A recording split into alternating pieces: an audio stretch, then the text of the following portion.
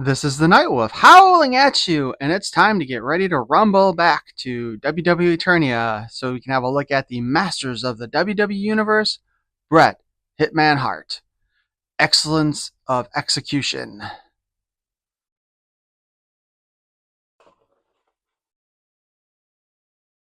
On the back, we see Bret by himself on top of what looks like the Rattlesnake Arena. With perfect sight and perfect technique, WWE Eternia superstars fear the excellent executioner. He's the best there is, the best there was, and the best there ever will be. He's got Triclops' kind of gimmick going on there. Not sure why they decided on that one, but in this lineup came Bret the Hitman Hart, Andre the Giant, eighth wonder of WWE Eternia, the Junkyard Dog, heroic grabber of cakes. I really need to learn the backstory on that one. And Sergeant Slaughter, heroic Sergeant at Arms. Let's go ahead and open this sucker up.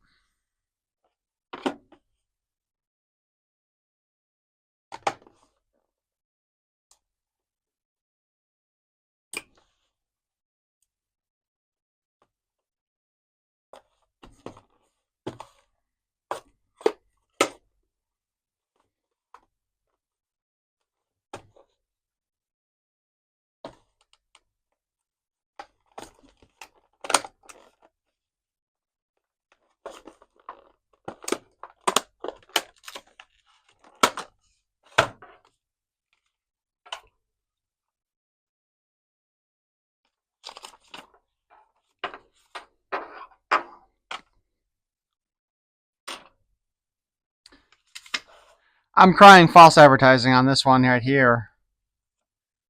So, it looked like it was a comic inside, but it's not. It's just, again, the cover and then his little informational thing on the back. And there's nothing inside. So, apparently, I think this was the wave prior to the final wave, and I guess they decided not to do the comics anymore, which is a huge disappointment because I was really enjoying those. But on the front, it does look like they're kind of doing a Triclops entry homage, where it shows Bret going up against the Stone Cold Steve Austin that came with the Rattlesnake Arena, which we see in the background there, with Triple H in the back, and I'm not sure who it is that's behind Triple H. Sorry. I know I have that figure, but I can't think of who it is offhand. On the inside, as mentioned before, we have nothing, absolutely nothing. And on the back of that, we have Bret Hitman Hart, excellence of execution. The great battle has begun. A darkness threatens to consume WWE Eternia as the faction of evil superstars rise from parts unknown to control the balance of power. But heroic superstars accept the challenge to defend the planet and determine who are the masters of the WWUniverse. Height 6 foot 0 inches. Weight 235 pounds. Superstar powers. Simply the best there is, the best there was, and the best there ever will be. Foreign objects, executioner sword, and 360-degree vision visor. So I wonder if that's the reason why they went with Triclops, is the whole best there was, best there ever will be, and best there is. The three different sides, I guess. Maybe that's what it is. I was hoping there'd be more of an explanation in the comic that doesn't exist.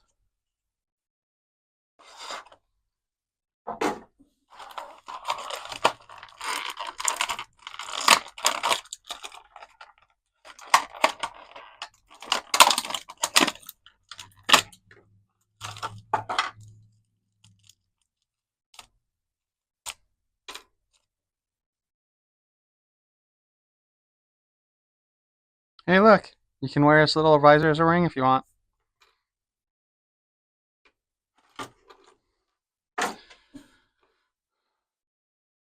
Um, so the face on this, I don't know how accurate it is, but it looks very.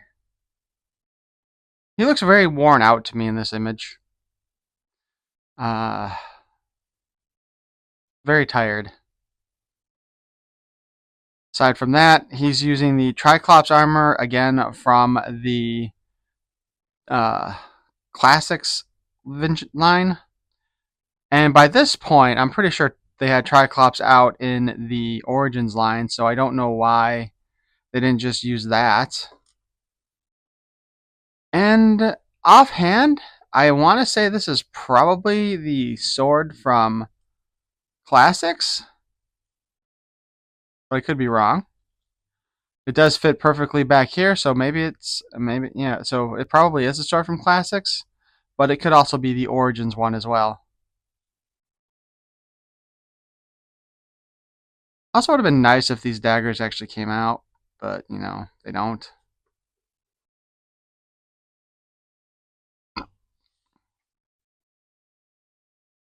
On his visor, we have just like plain mirrored shades. That would look really cool if we could get like one of those mirrored markers and just put that on there. We have a set of eyes that look like they are set in a skull. And we have the hot pink shades so that he can look like Jubilee from the X-Men. Now, he does have, it is interesting to note, on the ring here, there are 3 indentations. I'm assuming that that is supposed to be for his nose. So, we can put on the skull face to start with. Doesn't look too bad. As far as rotating it goes, you really can't do that very well, so you pretty much have to lift it up, move it over, and slide it back into place. So now we have the Jubilee glasses. I think for display purposes, that's probably going to be the way I do it, just to counter. He's got all the pink down there and the pink on his wrist, so I think the pink on top is going to look good for display. And finally, we rotate again to get the mirrored look, or the attempt to be mirrored look on him. Articulation wise, we have a ball joint in the head where we can turn him around. The hair tends to get in the way, and if you're holding on to the ring on his head, that also kind of gets in the way and makes it difficult. But you can move him around, with the hair is pliable enough to move with it. However, when you have the sword in the back, it does get in the way quite thoroughly. So we'll take that out for now. There is also this little symbol on the front, which I am assuming goes with the logo probably for the Heart Attack tag team.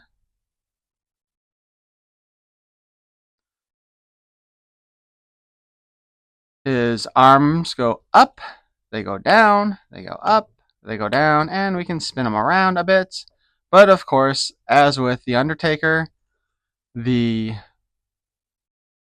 shoulder parts of his harness do get in the way of a full spin. We also have elbow pads on his elbows, so that's probably going to hinder articulation a bit here too, because it is just a hinge, and it does appear that we aren't quite getting the full range because the elbow pad is in the way. But besides being able to hinge it up and down, we can spin it a little bit since it is a peg, and the elbow pad moves with that one. His wrist, of course, has the general peg so we can spin it all around. So he can give you a thumbs down because you suck. Or you can hinge him in and out for the articulation on the hand. And he does have 2 gripping hands, which is nice. We have the spin at the waist. He has the standard WWE diaper. We can kick up yay far. We can kick back yay far. We can kick out like that. So we can do a nice mid kick into the crotch. He's got knee pads on his knees also, so that's probably going to hinder some of our articulation, which it does. We do not get the full range of motion with that, unfortunately. Not as bad as with the elbow, though, I think. We do have a boot cut, so we can spin the boot around. And of course, we have the up and down hinge and the spin. And like so many other of the male characters in this line, he does have the standard WWE boots, just this time in white with black lettering. He does have a bunch of hearts here on his leg.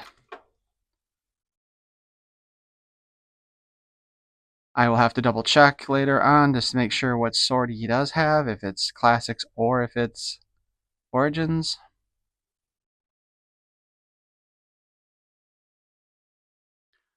Bret Sergeant Hart, born July 2nd, 1957, is a Canadian-American retired professional wrestler, a member of the Hart wrestling family and second-generation wrestler. He has an amateur wrestling background, wrestling at Ernest Manning High School and Mount Royal College. A major international draw within the wrestling, he was been credited with changing the perception of mainstream North American professional wrestling in the early 1900s, in the early 1990s by bringing technical in-ring performance to the fore. Hart is widely regarded as one of the greatest professional wrestlers of all time. Sky Sports noted that his legacy is one of, if not the greatest, to have ever graced the squared circle. For the majority of his career, Hart used the epithet, the Hitman. Hart is nicknamed the Hitman and often dubbed the best there is, the best there was, and the best there ever will be. Hart usually wrestled in pink attire, and during his time as the Hart Foundation, the tag team was nicknamed the Pink and Black Attack, a nickname Hart used for himself during his singles career. Hart used the sharpshooter as his finishing maneuver. I'm going to bet that I would not be able to recreate that with the Origins figures. In his biography, Hart said that he had learned the hold from Conan, and Pat Patterson named it. Due to Hart's success, the sharpshooter is usually used by Canadian wrestlers.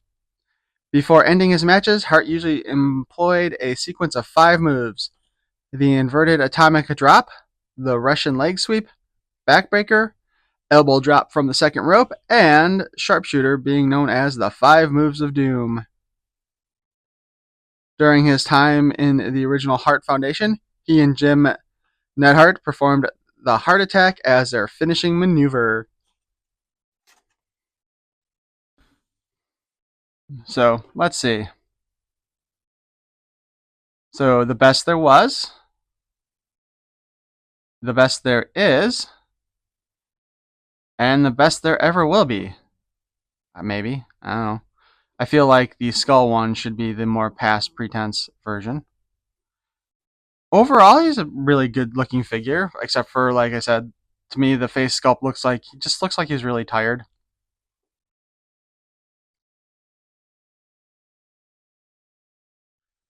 Overall, he's not a bad looking figure. This was one of those waves, though, that was really hard to get your hands on. I think that basically you needed to be on the Walmart website at the time that they dropped in order to order them.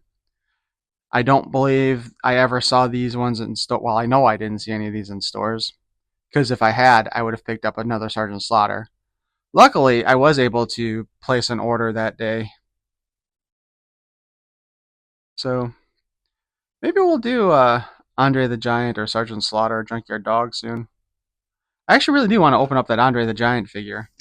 I just wish I could have got my hands on the Superstar versions, but I never saw them go up, and apparently now they're all going for like 60, 70 bucks again, so, and I'm not willing to pay that much. The most I paid for one of these figures was, of course, Jake the Snake at $55, I think, was with shipping. So,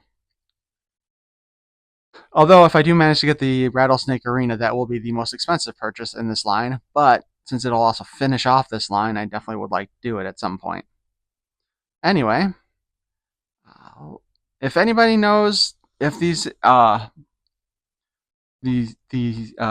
visor representations have any specific meaning aside from what I was thinking, go ahead, let me know, because I am kind of curious as to if I'm correct and it's the whole best there was, best there is, best there ever will be, is the reason why they went with the Triclops motif on him. Anyway, thanks for listening. Please feel free to like, comment, and subscribe. You can also share this video with somebody you hate in order to annoy them. Peace and love. A little interesting thing to note is that on the figure that I have, at the very least, the torso did not use the same color plastic as the arm or the head. So either this guy's got a pretty good farmer's tan going on, or they mixed up the batches. So if anybody else has this figure, I'm curious as to whether or not the tones match up for you. Actually, even the hands look like... Hands kind of look like they go with the torso and not the arms. Anyway, I thought that was kind of interesting. And in this corner, we have Bret, the Hitman Hart, going up against Bray, the Fiend Wyatt.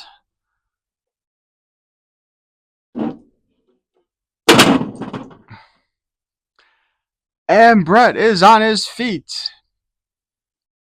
So I'm going to say he won. And now we will try again, only this time we'll make sure that his harness isn't actually tucked underneath the rope, or over the rope. And the Fiend wins, knocking Bret out of the ring. Apparently he was not the best there ever was.